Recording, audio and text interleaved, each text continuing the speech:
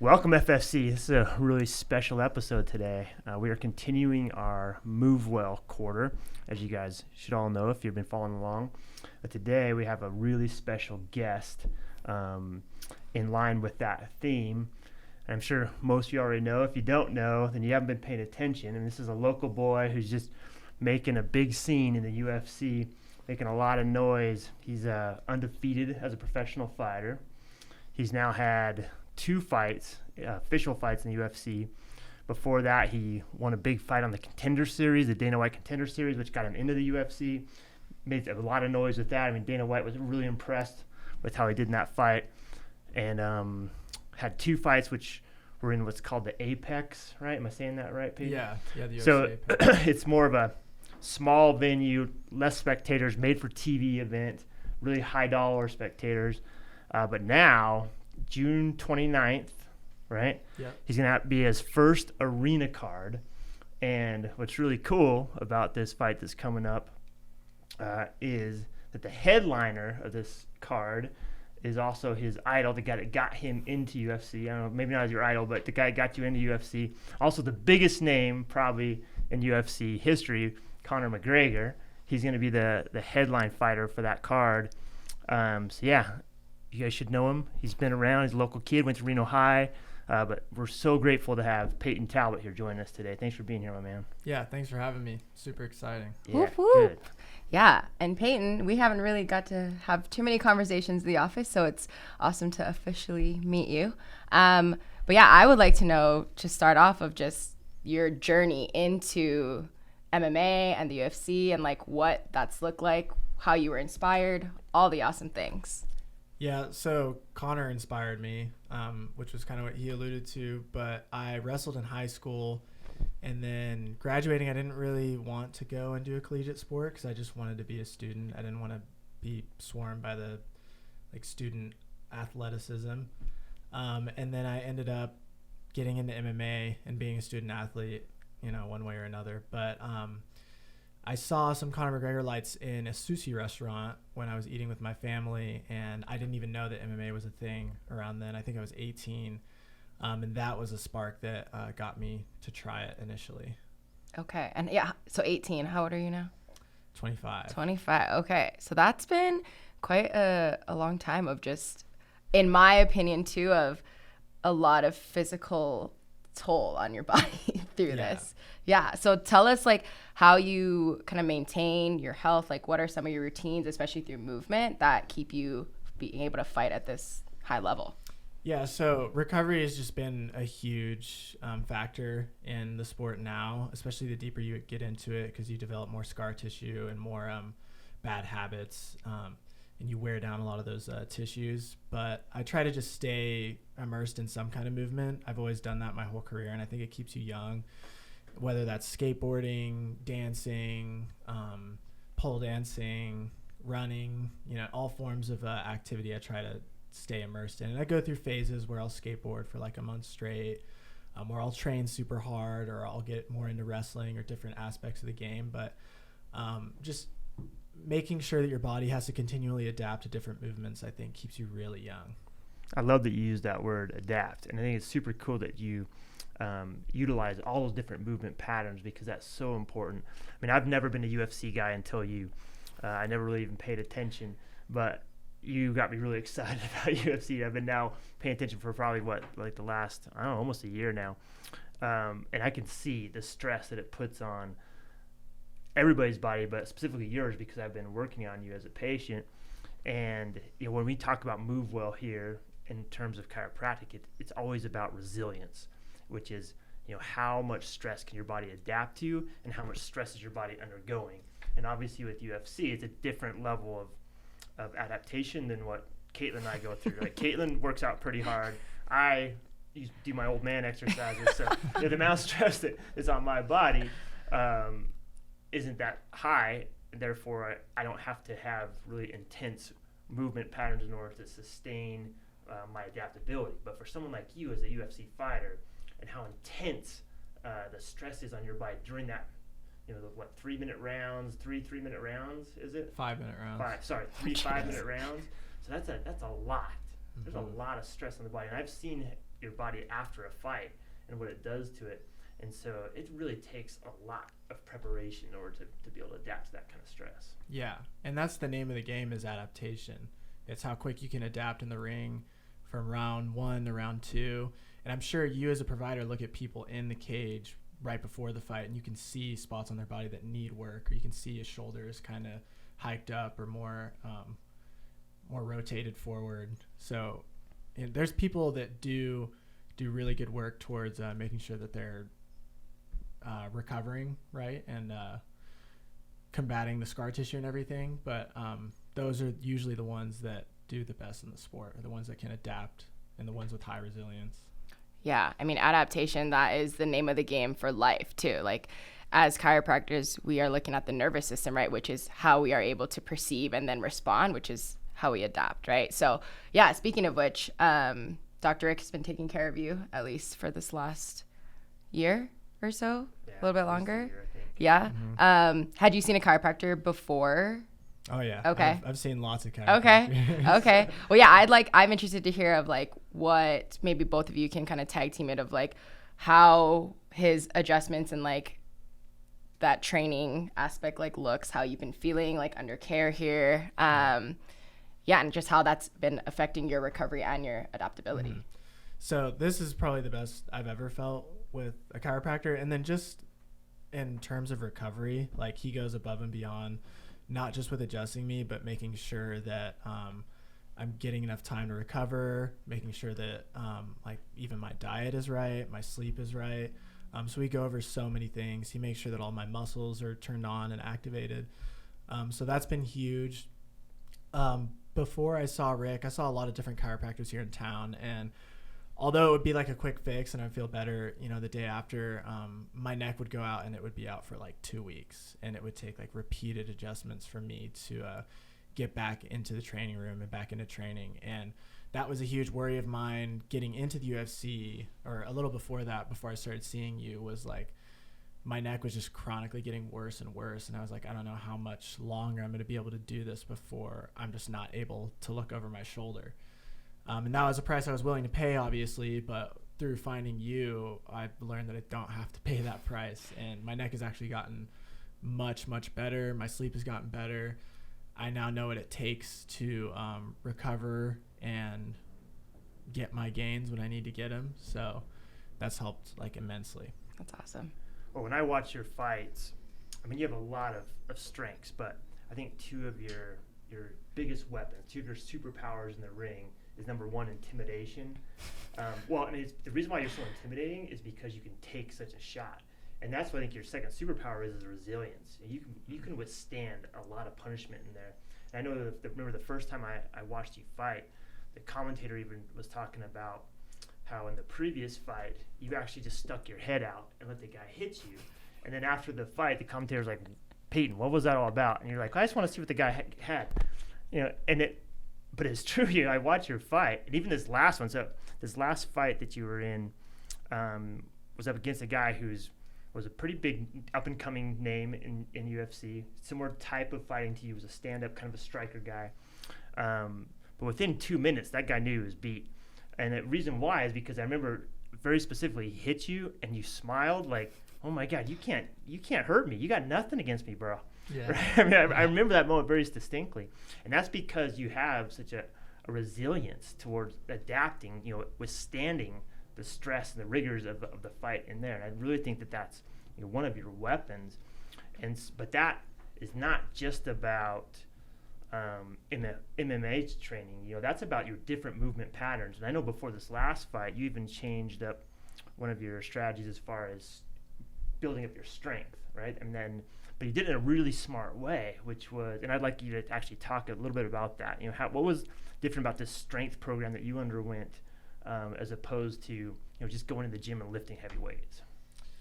So this was different because we put a huge emphasis on core and stability, and then correcting like mobility motion. So before we even got into the strength training, I had to do so many movements with this guy that I was just like, why is this so hard? Like, it was just like a super small movement, like keeping your shoulders back, not allowing your scapula to move, and then just scarecrowing your hands all the way down to your hips.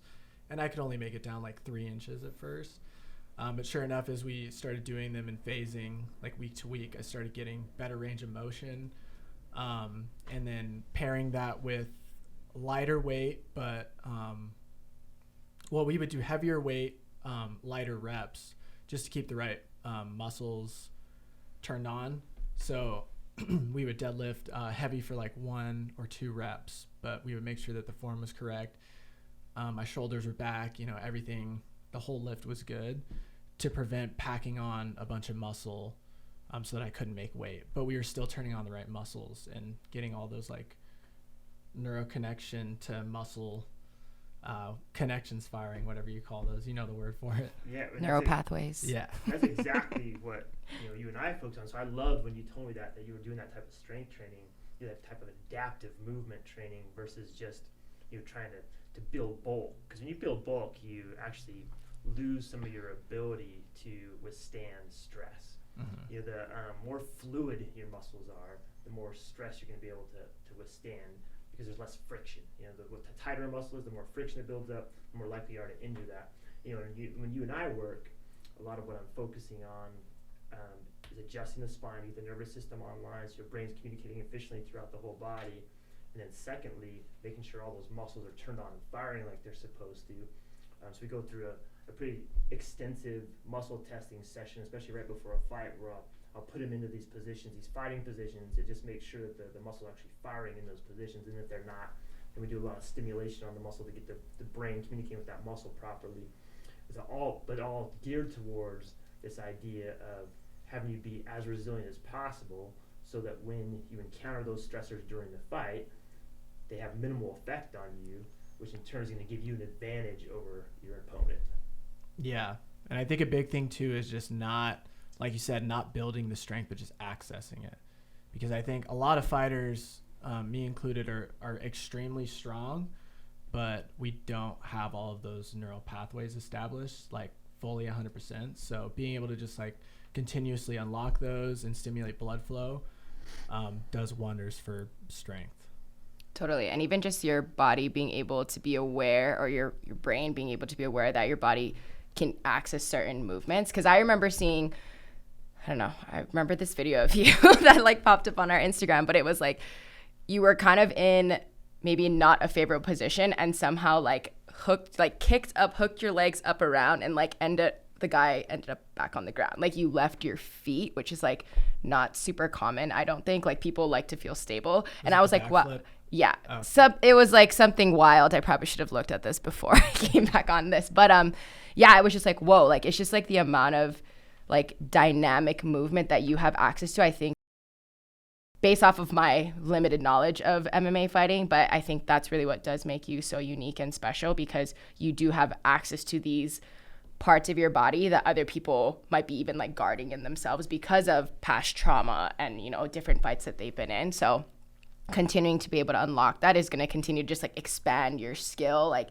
what you're able to do. Because some people might think, okay, he's like pinned or whatever, right? But it's like you can find a way out because your body can move in different ways that a lot of people are not accessing. So I think that's a really, really cool thing. Creative movement. Yeah. There's a lot of creative movement when you fight. Yeah, that's how it should be. It's MMA. There's no rules. For sure. There should be more creative movement. When I think that's where even you talking about, right, pole dancing and skateboarding, like all these different movements, it really made me think about how a lot of even kids, right, they really want to specialize in a sport. So, right, they're working on just baseball or just basketball or just football, and their body gets really good at those movements, but then you try to get them to do anything else and it's injury after injury, right? So kind of a, message to parents too, of like allowing your kids to be able to move in a creative way that their body can start to access these, limitless amount of, abilities that we have in our bodies, and not to just be so stuck in and rigid in one thing,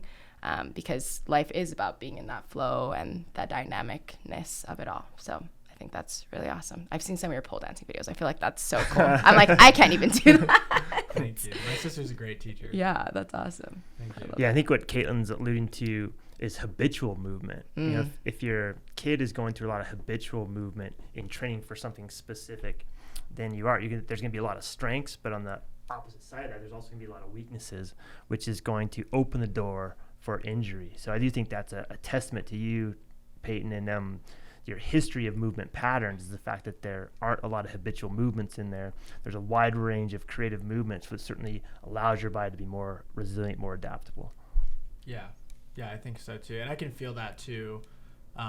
It's funny, I'll start to pick up some kind of skill. Like recently I was trying to learn how to like windmill on the ground, which is like a breakdancing move. And then I'll find that I start to like move a little bit differently on bottom when I'm doing jiu-jitsu. So it's definitely something you can feel.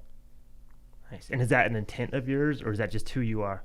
It's just fun. I think it would be like after my last celebration, I caught a little bit of flack for that. So I would like to have like a nice celebration dance. So I've been trying to put some time towards that. I think that's what makes you cool, is the fact that you're not doing this for the spotlight. You're doing this because you really enjoy it. At least that's my impression of it. This is just something that's really fun to you. Is that true? Yeah, totally. I didn't even start doing it as a career until I was like 2 or 3 pro fights in. Or even then I was like not really doing it as a career, but I was like, oh, maybe I could, do this long term. But up until my 3rd pro fight, I was just doing it presently. It's just something I really enjoyed. And I went through school and college while competing. So I really just enjoyed doing it. Yeah, it definitely shows. Thank you. That's awesome. Yeah. Any other questions? That's kind of all I have on here, but anything else you'd like to share too about your journey, about?